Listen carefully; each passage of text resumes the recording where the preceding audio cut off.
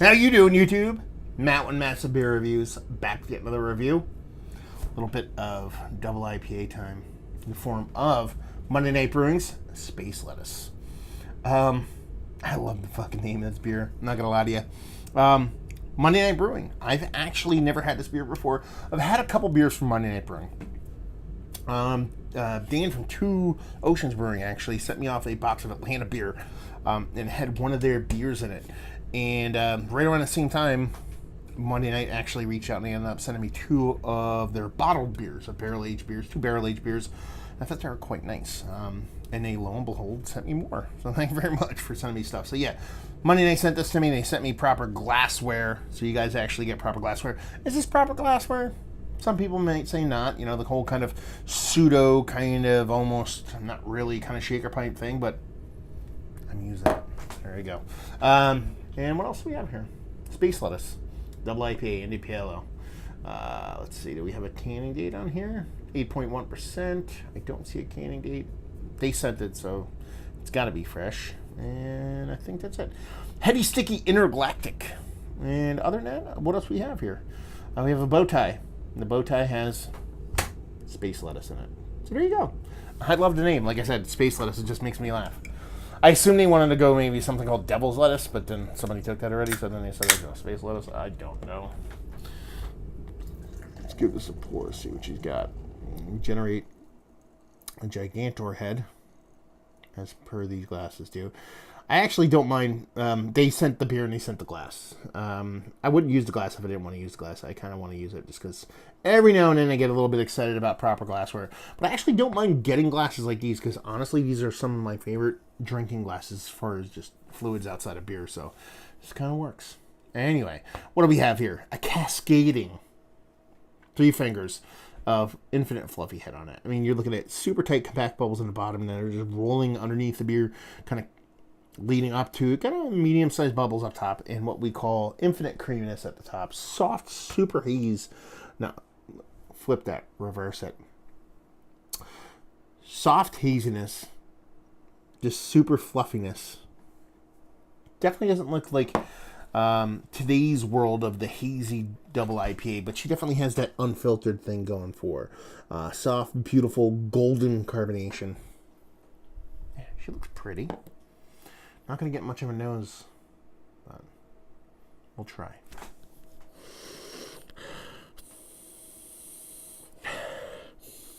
Yeah, what nose I am getting is that kind of icky stickiness. Now, it's not super weedy. It is weedy, but not super weedy. It's not super danky. A bit danky. Definitely get a little bit of that pulling weed, smoking weed, a little bit, not really tomato stocky, just more of a grassy kind of nice greeniness with a bit of dankiness. Nothing too in your face. We have a large, beautiful head here, kind of preventing us from getting in there balls deep. But she smells nice.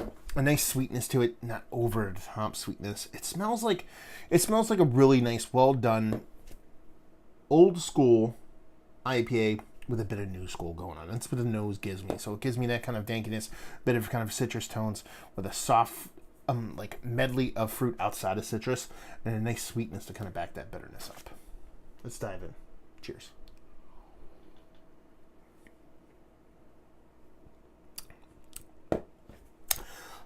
That's kind of exactly what it is. A bit sweeter than I thought it would be. A bit sweeter than where I'd want it to be. Let's put it that way.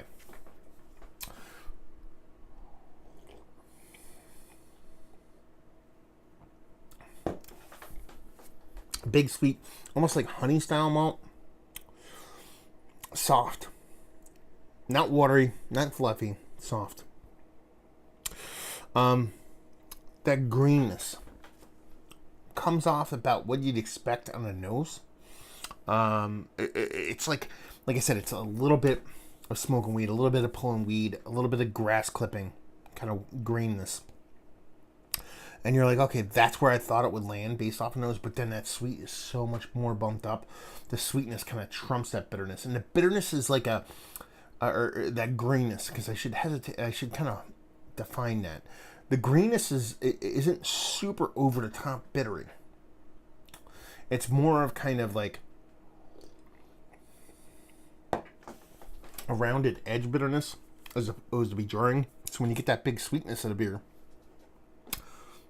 it just it lacks that kind of balance that bitterness is supposed to bring. Yeah, it's just a little bit too sweet for me, to be perfectly honest with you. It's fun. It's interesting. It's a take on beer. I haven't had it in a while. That in of itself is cool. It's just the way the green comes off. It comes off all in kind of forward, kind of flat flavorness. And I say flat in a kind of not in a negative way. Kind of like it lacks a bit of sharp edge to it. And that sharp edge is what's needed to keep that kind of decently sweet malt base in check, and it just kind of, it kind of misses that mark for me. It's kind of a bummer, to be perfectly honest with you.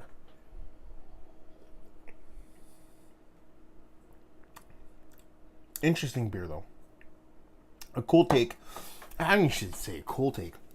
A new school, old school take, which you don't see a ton of nowadays, but it's actually kind of fun.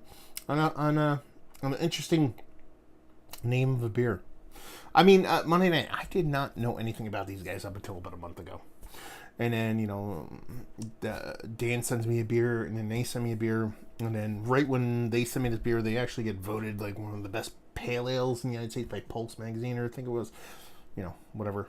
Take that for, it's a list. I love lists, but take that for what it's worth. So, it definitely seems like they're one, trying to do what they could do as far as to get their name out there. But two, the two barrel-aged beers they sent me were pretty damn tasty. And I could see this one being fun. It's just, I don't know, there's something about it. It's a little bit too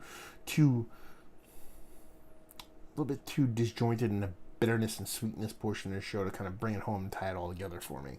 So yeah, let's talk about it. One of the better double IPAs I've had as of late. No. Just the way how big the sweetness is compared to the bitterness, and the way the bitterness plays with the sweetness and doesn't balance anything off, just comes off too sweet for me. That's kind of a bummer.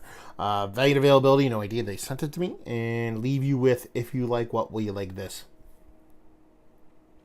If you like your old school kind of double IPAs or Two Hearteds, those are the world, but you want them to be a little less bitter, a little bit more sweet, this is kind of where it's going to land for you.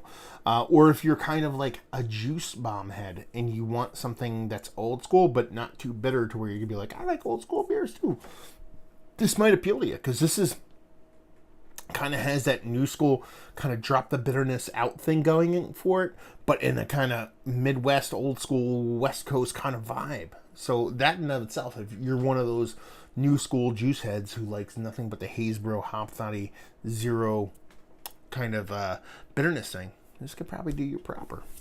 So there you go. Another review in the books down there if you want to talk about it. Massive Beers. Type that into Google, or type Beer Massive into Google. Massive Beers, you see me doing social media stuff, Beer Massive podcasting stuff, and hopefully you guys enjoyed the review. Hopefully enjoying a nice little space lettuce right now, and hope to see you next time. Cheers.